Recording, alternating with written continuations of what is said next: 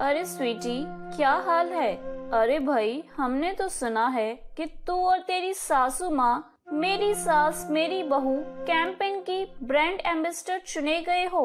सही बात है क्या? हाँ यार, तुम्हें तो पता ही है कि मेरी सास कितनी अच्छी है। एक बार मैं अपनी सहेली के यहाँ बर्थडे पार्टी में गई थी। बस बातों ही बातों में वहाँ सास बहू का टॉपिक छिड़ गया और मैं भी सबको अपनी सास के बारे में बताने लगी। मेरी बातें सुनकर वहाँ पर आई हुई फैमिली काउंसलर की हेड मेरी बातों से बहुत इम्प्रेस हो गई। कहने लगी, आजकल परिवारों में ज्यादा विवाद का कारण सास बहू के संबंधों में खटाव होना ही है, जिस वजह से घर टूट रहे हैं। अगर सबकी सोच आपके जैसी हो जाए तो कितना अच्छा हो। बस फिर क्या था, उन्होंने शहर में मेरी सास मेरी माँ कैंपेन चला दिया और हम दोनों सास बहू को ब्रांड एम्बेसडर भी बना दिया। अरे वो सब तो सही है, लेकिन एक बार आजमा कर देख ले कि पानी की गहराई कितनी है।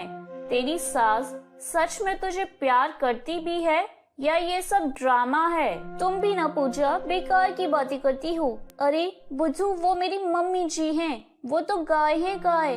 मैं उन्हें अच्छे से जानती हूँ। वो मुझसे बहुत प्यार करती हैं। अरे अपनी फ्रेंड सोनम याद है तुम्हें? वो भी ना अपनी सास की तारीफ करते नहीं थकती थी। एक दिन उसने अपनी सास के फोन में कॉल रिकॉर्डर खोल के देख लिया। अरे अपनी बेटियों से फोन पर भर भर कर चुगली कर रखी थी उसकी सास ने। उस दिन सोनम का घमंड ऐसा टूटा कि बेचारी आज तक सदमे में है। एक बात याद रखना स्वीटी, सास बस सास होती है, माँ नहीं।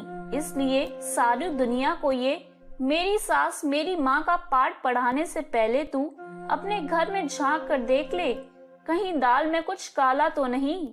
यार, मैं तुम्हें अपने दिल की बात बताती हूँ। मुझे भी खुद ऐसा ही लगता है कि कहीं माँ जी मुझे झूठा प्यार तो नहीं दिखाती। हो सकता है पीठ पीछे मेरी बुराई करती हो, लेकिन मेरी सारी प्लानिंग ना धरी की धरी रह जाती है, क्योंकि माँ जी मेरी पकड़ में कभी आती ही नहीं। इसलिए अब तो मैंने भी मान लिया है कि वो सच में इतनी अच्छी ही हैं। अरे स्वीटी, तू तो एकदम गाय है गाय। तुझे तो कोई भी दो मीठी बातें करके अपने वश में कर ले। अब तू मेरी बात सुन, अगर सास के मन की बात जाननी है तो एक अचूक उपाय करना पड़ेगा। अच्छा, जल्दी से बताओ क्या करना होगा? तू अपने मायके चली जा और वहाँ से झूठी खबर फैला देना कि तू अब इस दुनिया में नहीं है। फिर अपने ही ससुराल में नौकरानी बनकर आना और देखना घर में सब क्या बातें कर रहे हैं, किसे तेरे जाने का गम है और कौन खुशी मना रहा है। सब दूध का दूध और पानी का पानी हो जाएगा। उपाय तो तेरा बढ़िया है, तो फिर ठीक है, यही करना है। अगले ही दिन स्वीटी बहाना बनाकर अपने मायके चली जाती है। शाम के समय स्वीटी की सास के फोन पर स्वीटी की माँ का फोन आता है। सब बर्बाद हो गया बहन जी। स्वीटी घूमने के लिए मनसा देवी के मंदिर गई थी, वहाँ से उसका पैर फिसल गया और वो गिर गई। हमारी स्वीटी अब इस दुनिया में नहीं रही। अरे आप ये कैसी बातें कर रही हैं? ऐसा कुछ नहीं हो सकता है। मेरी स्वीटी को कुछ नहीं हो सकता है। क्या बताएं बहन जी, उसे ढूंढने की बहुत कोशिश की, लेकिन पहाड़ी से गिरने के बाद उसका कुछ पता नहीं चला। पुलिस का कहना है कि इतनी ऊंचाई से गिरने के बाद उसका जिंदा होने की कोई गुंजाइश नहीं। स्वीटी की माँ की बात सुनकर उसके ससुराल में मातम छा जाता है, किंतु इसे ही अपनी नीति समझ स्वीटी के ससुराल वाले कुछ दिनों में सामान्य होने लगते हैं।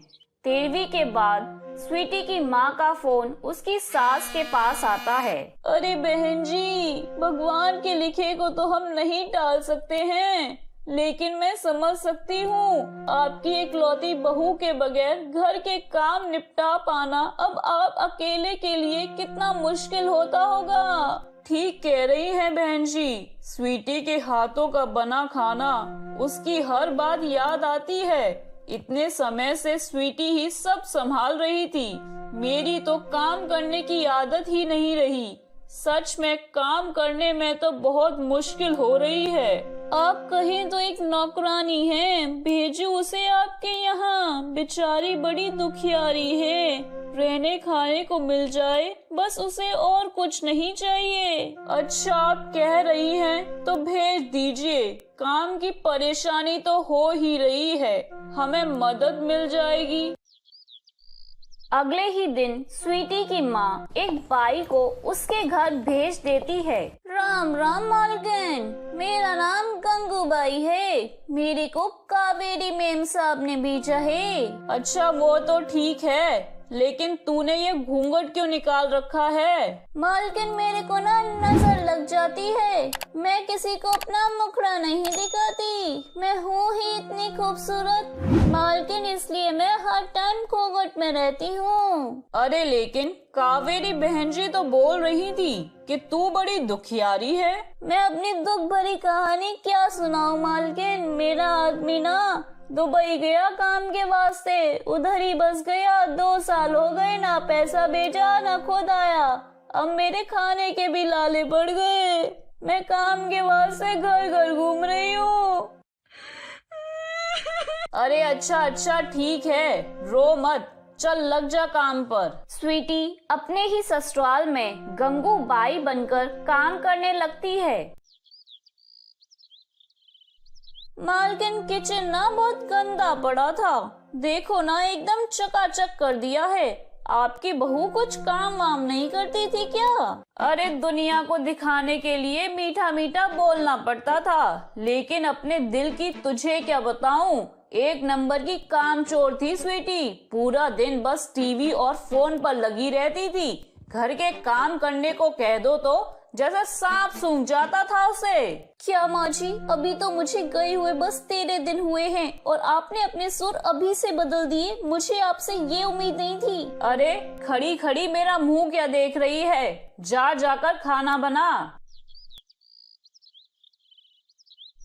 गंगूबाई खाना बनाकर ले आती है। अरे मालकिन, आपके घर में कैसे मरीजों वाला खाना बनता है, बस हल्दी मिर्ची के अलावा और कोई मसाले ही नहीं हैं। पता नहीं इतने सालों से आप कैसे अधपका खाना खा रही हैं। अरे तू बस याद मत दिला मुझे उस करमजली की, रोज वही अधपका खाना खा खा कर मेरी तो भूख ही मर गई थी। अब तू आ गई है ना गंगू, अब तू खूब मसालेदार स्वादिष्ट खाना बनाया कर। आपने मुझे करमजली कहा माँ जी, मैंने आपके लिए मेरी सास मेरी माँ जैसा कैंपेन चलाया, आपको इतना प्यार किया और आपने ये सिला दिया। अरे गंगू सुन, मुझे तो तेरे संस्कार ना बहुत पसंद आए, हर समय घूंघट में रहना, बड़ों का आदर सत्कार करना और तेरे हाथ का खाना तो मेरे संजय को भी बहुत पसंद आ रहा है। अब कितने दिन मातम बनाएंगे, तू एक काम कर, अपने गांव की किसी अच्छी सी लड़की को मेरे संजय के लिए ढूंढ ले। मुझे तो लगा था कि सारी जिंदगी बस उस करमजली स्वीटी के साथ ही झूठी हंसी हंसते हुए गुजारनी पड़ेगी, लेकिन देख तो राम जी ने मेरी सुन ली, उसे ऊपर अपने पास बुला लिया। अब मैं भी अपनी भूल सुधार कर अपने बेटे के लिए अच्छी सी बहू लेकर आऊंगी। सास की बात सुनकर स्वीटी ने झट से अपना घूंघट उतार कर फेंक दिया। क्या क्या कहा मम्मी जी आपने अभी, आप अपने बेटे के लिए दूसरी बहू लेकर आएंगी? छी, आपसे मुझे ये उम्मीद नहीं थी मम्मी जी।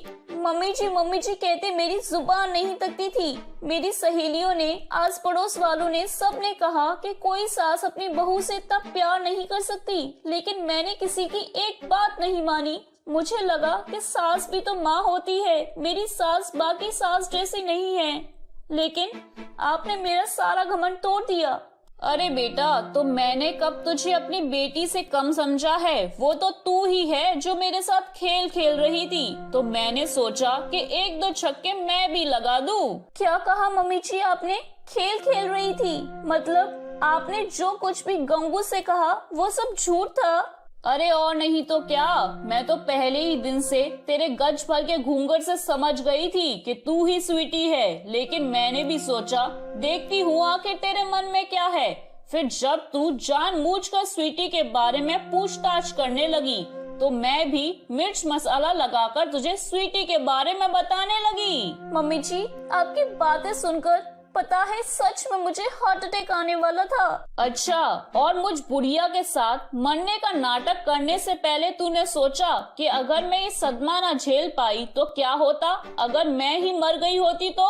मरे आपके दुश्मन, माँ जी माफ कर दीजिए ना, अब आगे से गलती नहीं होगी। चल जा, कर दिया तुझे माफ, अब जाकर अदरक वाली चाय बनाकर लेकर आ। लेकिन माँ जी एक बात तो बता दीजिए, अब सच में मुझसे इतना प्यार करती हो ना? सत्यानाश हो, पूरी रामायण खत्म हो गई, लेकिन इसका कांटा अभी भी वहीं अटका है।